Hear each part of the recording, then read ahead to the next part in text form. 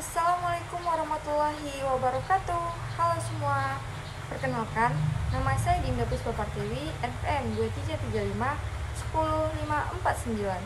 Saya dari Fakultas Teknik, Prodi Teknik Informatika, Universitas Islam Riau. Dengan mata kuliah Basis Data 2. Di sini kita akan membahas materi yang ada pada Basis Data 2.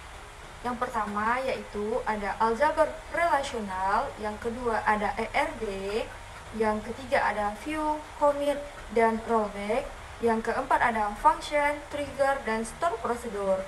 Di sini kita akan jelaskan satu persatu dari materi tersebut ya, apa itu aljabar, ERD, view, commit, dan rollback, dan apa itu function, trigger, dan store prosedur.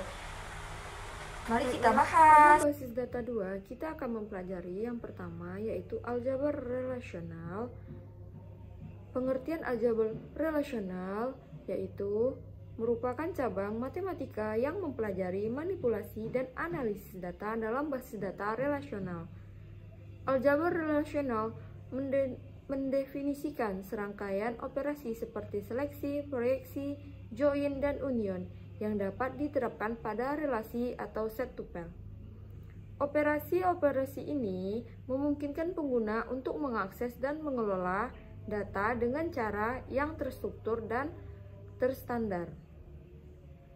Aljabar relasional dalam basis data yaitu 1. Pentingnya pemahaman aljabar relasional dalam basis data terletak pada kemampuan untuk menyederhanakan kompleksitas manipulasi data. Yang kedua, dengan memahami konsep seperti seleksi, proyeksi, dan join, pengguna dapat merancang query yang efisien dan tepat sasaran. Dan yang ketiga, aljabar relasional juga membantu dalam pengembangan query dan pemrosesan data sehingga meningkatkan kinerja sistem basis data secara keseluruhan. Operasi dasar aljabar relasional. Aljabar relasional adalah bahasa teoritis yang mengoperasikan satu atau beberapa relasi tanpa mengubah relasi asli. Operasi dasar meliputi seleksi, proyeksi, produk Cartesian, union, set different, join, dan operasi tambahan. Jenis-jenis aljabar relasional yang pertama ada seleksi, sebagai memilih baris berdasarkan kondisi tertentu, dan yang kedua ada proyeksi untuk memilih kolom tertentu dari sebuah tabel, dan yang ketiga ada produk Cartesian untuk menggabungkan kolom dari dua relasi, dan ada union menggabungkan baris dari dua relasi, ada set different menampilkan baris yang ada di relasi pertama tetapi tidak ada di relasi kedua, dan yang terakhir ada join untuk menggabungkan baris berdasarkan kondisi kesamaan. Operasi seleksi dalam aljabar relasional merupakan salah satu operasi dasar dalam aljabar relasional yang digunakan untuk memilih baris-baris tertentu dari sebuah relasi berdasarkan kriteria tertentu. Tujuan dari operasi seleksi adalah untuk menyaring data yang diperlukan sesuai dengan kondisi yang ditentukan. Misalnya, operasi seleksi dapat digunakan untuk mengambil daftar mahasiswa yang memiliki indeks prestasi kumulatif IPK antara 2,0 hingga 3,5. Contoh sebuah studi kasus dapat melibatkan pemilihan data dari tabel mahasiswa berdasarkan fakultas tertentu. Contoh lainnya adalah melakukan seleksi data transaksi penjualan yang melebihi jumlah tertentu dalam sebuah periode waktu. Operasi proyeksi dalam aljabar relasional adalah digunakan untuk mengambil kolom-kolom tertentu dari sebuah relasi. Hasil dari operasi proyeksi adalah relasi baru yang hanya baris kolom-kolom yang dipilih. Misalnya, jika terdapat relasi pegawai dengan kolom nama, usia, jabatan, operasi proyeksi dapat digunakan untuk menampilkan kolom nama dan jabatan. Penggunaan operasi proyeksi dalam query SQL memudahkan dalam menampilkan data secara terstruktur dan sesuai kebutuhan. Operasi Cartesian produk dalam aljabar relasional. Yang pertama, operasi Cartesian produk menghasilkan hasil gabungan dari dua relasi, berguna dalam menyelesaikan beberapa jenis query. Dapat digunakan untuk menghasilkan semua kombinasi data dari dua tabel. Kelebihan dari operasi Cartesian produk adalah memungkinkan analisis data yang lebih dalam, berguna dalam menggabungkan data dari berbagai sumber, dan kekurangannya dapat menghasilkan jumlah data yang besar, memerlukan pengelolaan data yang cermat. Di sini kita akan mengaplikasikan tentang aljabar relasional pada aplikasi MySQL. Nah, di sini kita memiliki database perfilman, dan di sini kita memiliki tabel filem, dan ada tabel member. Di sini juga ada tabel transaksi. Nah, di sini kita akan memberikan contoh query aljabar relasional. Contohnya kita akan menggabungkan total transaksi dengan tabel member untuk menampilkan nama member yang melakukan transaksi. Dan kita coba jalankan.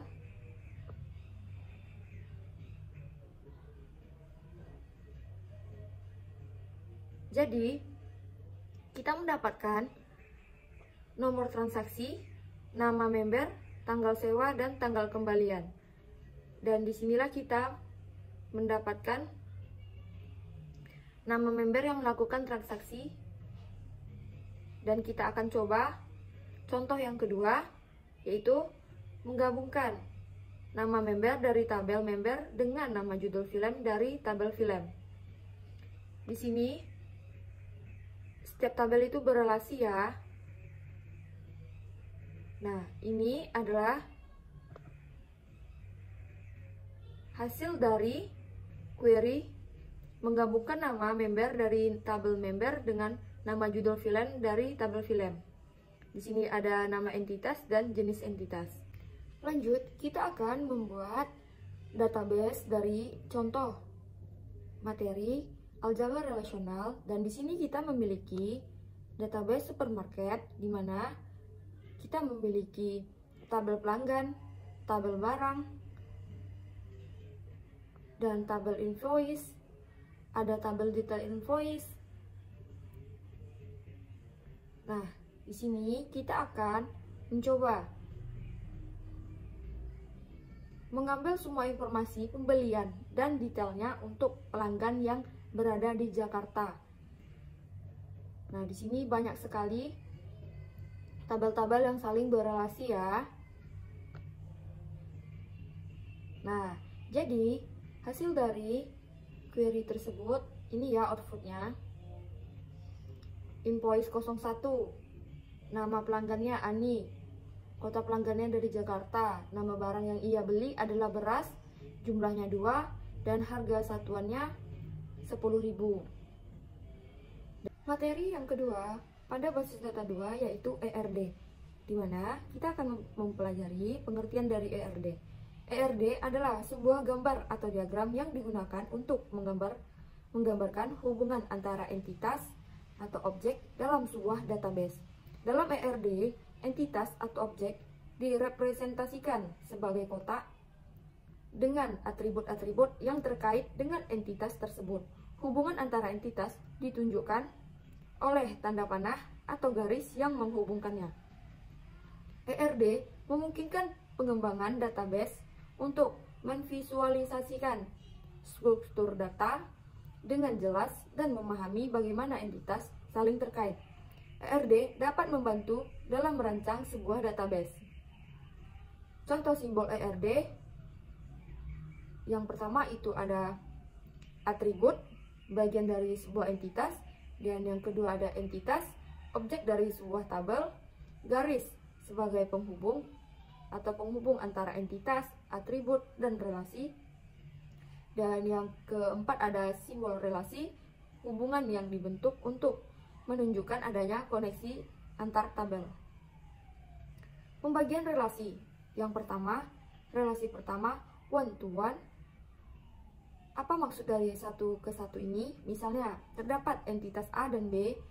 Setiap entitas pada himpunan entitas A berhubung paling banyak dengan satu entitas pada himpunan entitas B. Begitupun sebaliknya. Contohnya, satu mahasiswa memiliki satu nomor NPM. Relasi kedua, one to many. Satu ke banyak ini maksudnya adalah setiap entitas pada himpunan entitas A dapat berhubung dengan banyak entitas himpunan B. Dengan kata lain, setiap anggota entitas A dapat berhubung dengan lebih dari satu anggota entitas B. Contohnya, satu dosen mengampu banyak mahasiswa. Lanjut, relasi ketiga, many to one. Relasi ini merupakan kebalikan dari relasi sebelumnya. Contohnya, banyak dosen mengajar satu mata kuliah. Dan relasi keempat, many to many. Setiap entitas pada kumpulan entitas A dapat berhubung dengan banyak entitas pada kumpulan data entitas B. Contoh, banyak mahasiswa mengambil mata kuliah dan banyak mata kuliah diambil oleh mahasiswa.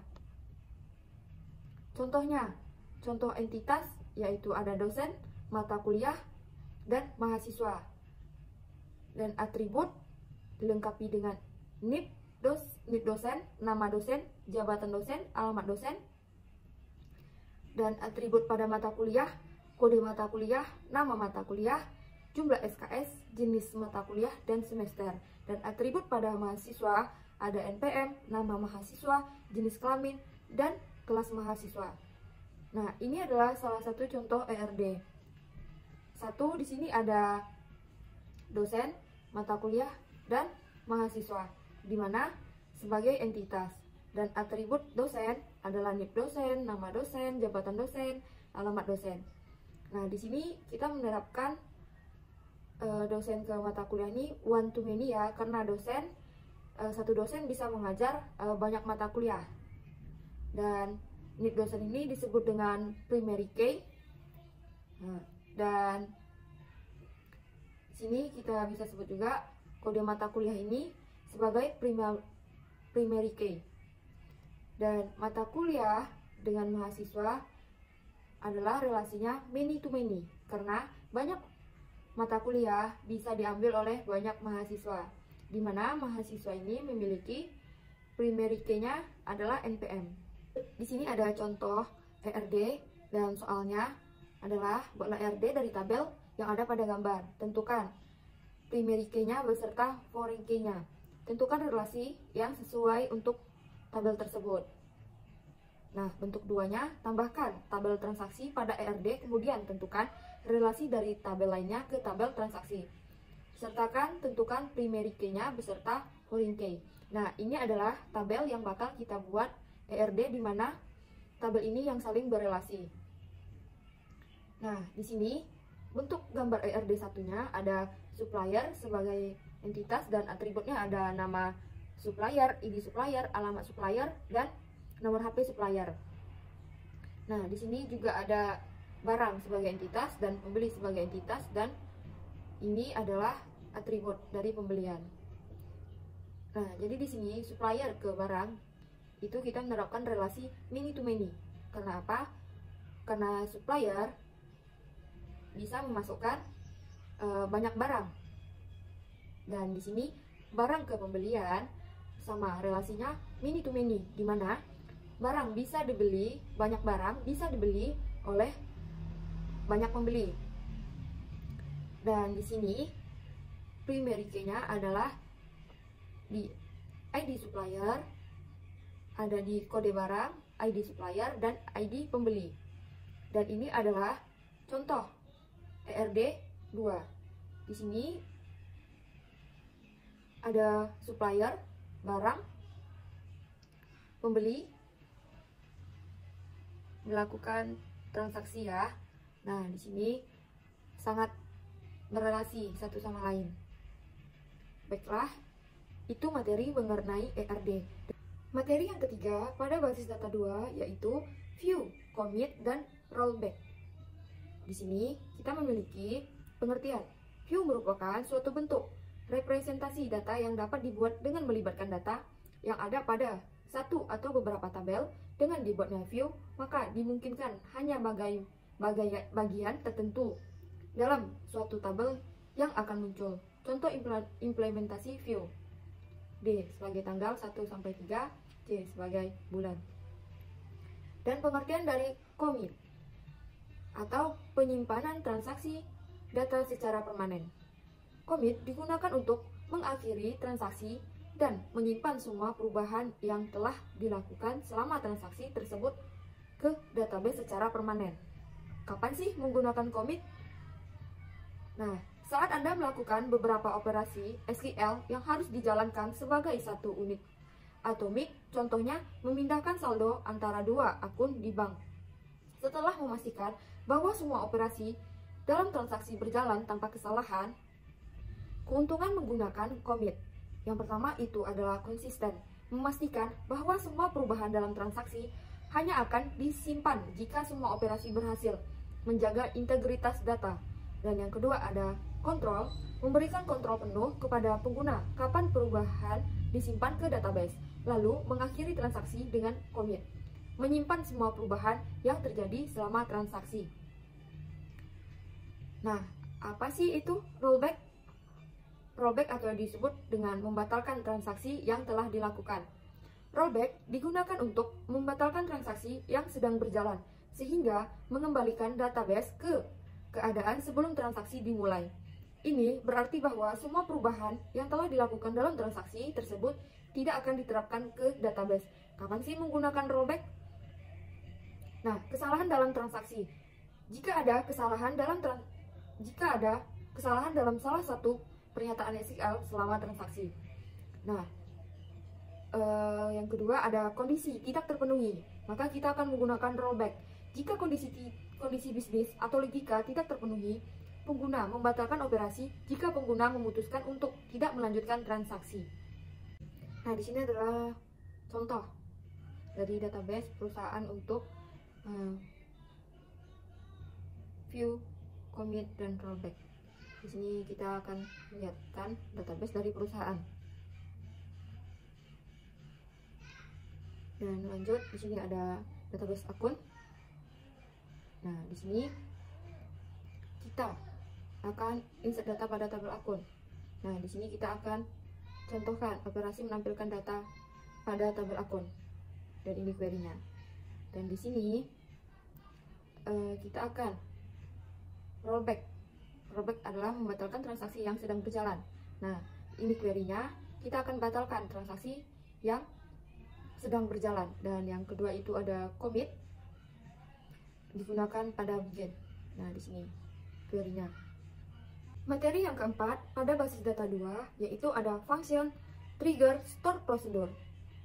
Di mana pengertian dari function adalah fungsi dalam SQL adalah perintah yang digunakan untuk melakukan operasi tertentu pada data dalam database. Fungsi ini dapat digunakan untuk melakukan berbagai macam operasi seperti perhitungan, manipulasi string, operasi tanggal, dan lain sebagainya. 1. Fungsi aggregate.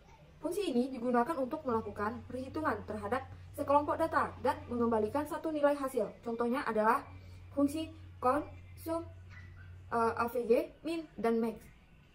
Contoh string. Fungsi ini digunakan untuk melakukan manipulasi string seperti penggabungan string, pemotongan string, konversi huruf, dan sebagainya. Contohnya adalah fungsi count dan fungsi tanggal. Fungsi ini digunakan untuk melakukan operasi pada data, tanggal, dan waktu seperti mengekstrak bagian-bagian tertentu dari tanggal, melakukan operasi aritmatika pada tanggal, dan sebagainya. Contohnya adalah fungsi date_part. Dan yang keempat ada fungsi konversi. Fungsi ini digunakan untuk mengkonversi tipe data dari satu tipe ke tipe lainnya. Contohnya adalah fungsi change dan converse. 5. Fungsi logika. Fungsi ini digunakan untuk mengevaluasi ekspresi logika dan mengembalikan hasil berdasarkan kebenaran ekspresi tersebut. Contohnya adalah fungsi if, case when, dan sebagainya. Contoh function. Kita menggunakan database perusahaan. Contoh fungsi sederhananya melakukan penambahan terdapat variabel A di mana kita akan mereturn nilai A tambah A di mana pada select kita isi nilai A itu adalah 10, maka akan terjadi penambahan 10 tambah 10. Catatan, jika blok dari create sampai return A tambah A, untuk merun fungsi 1 lalu baru jalankan perintah select. Dan ini adalah contoh function yang kedua. Dan ini adalah pengertian dari trigger. Trigger dalam SQL adalah objek database yang dapat diaktifkan atau dipicu oleh suatu peristiwa tertentu yang terjadi pada tabel, seperti penambahan, pembaruan, atau penghapusan data. Ketika peristiwa tersebut terjadi, trigger akan dieksekusi, memungkinkan Anda untuk melakukan tindakan tertentu seperti memperbarui data di tabel lain, memvalidasi data, atau melakukan audit. 1. Trigger DML, Data Manipulation Language, dipicu oleh peristiwa DML seperti insert, update, dan delete. 2. Trigger DDL, Data Definition Language, dipicu oleh peristiwa DDL seperti perubahan struktur tabel. Dengan menggunakan trigger, Anda dapat mengotomatiskan sejumlah tindakan dalam database, meningkatkan keamanan dan keintegritasan data, serta menyederhanakan pengelolaan basis data. Contoh trigger, kita membuat database akademik dan kemudian isi beberapa data seperti ini. Nah, di sini kita akan membuat tabel log mahasiswa. Setelah itu, membuat database dan tabel. Membuat tabel log mahasiswa, jangan lupa di refresh ya setelah kita menambahkan atau membuat atau memperbarui sebuah tabel. Dan ini contoh trigger juga. Trigger menambah data, ini trigger menghapus data, dan ini adalah outputnya. Dan trigger merubah data, ini query-nya dan ini outputnya. Dan lanjut, pengertian dari store procedure. Store procedure adalah kumpulan perintah SQL yang telah didefinisikan dan disimpan di dalam basis data. Store procedure ini dapat dipanggil dan dieksekusi kapanpun diperlukan oleh aplikasi atau pengguna database. Store procedure memungkinkan Anda untuk mengelompokkan serangkaian perintah SQL menjadikan satu unit logis yang dapat dieksekusi dengan satu panggilan ke database. Pengambilan data, mengambil data dari satu atau beberapa tabel dan mengembalikannya sebagai hasil. Penyimpan data, menyimpan data baru ke dalam tabel atau memperbarui data yang sudah ada. Logika bisnis, melakukan operasi logika bisnis tertentu seperti perhitungan atau validasi data. Dan yang terakhir ada penghapusan data, menghapus data dari tabel berdasarkan kriteria tertentu. Nah, ini adalah contoh store procedure. Kita menggunakan database akademik. Ini query-nya, prosedur, dan ini adalah output dari prosedur. Dan di sini jalankan blok dari create sampai insert untuk mereturn trigger. Lalu jalankanlah perintah call. Call ini berfungsi untuk memanggil query yang bakal kita panggil dan akan kita tampilkan. Lanjut, di sini ada mengubah data, di sini query-nya dan di sini outputnya. Dan di sini ada query mengubah data dan di sini ada outputnya. Di sini juga ada menghapus data. Di sini juga ada menghapus data menggunakan delimiter dan begin. Nah, di sini ada query-nya. Kita menggunakan delimiter dan di sini ada outputnya. Nah, di sini store procedure sederhana untuk menghapus data mahasiswa. Catatan, jalankan blok dari delimiter sampai delimiter untuk mereturn trigger. Lalu baru jalankan perintah call. Nah, sebagaimana call ini wajib ya untuk memanggil dari store procedure, memanggil query yang bakal kita tampilkan. Baiklah, sekian materi pada basis data 2 yang dapat saya sampaikan. Apabila ada kata-kata yang salah, saya mohon maaf. Saya akhiri, wabillahi taufiq wal hidayah. Wassalamualaikum warahmatullahi wabarakatuh.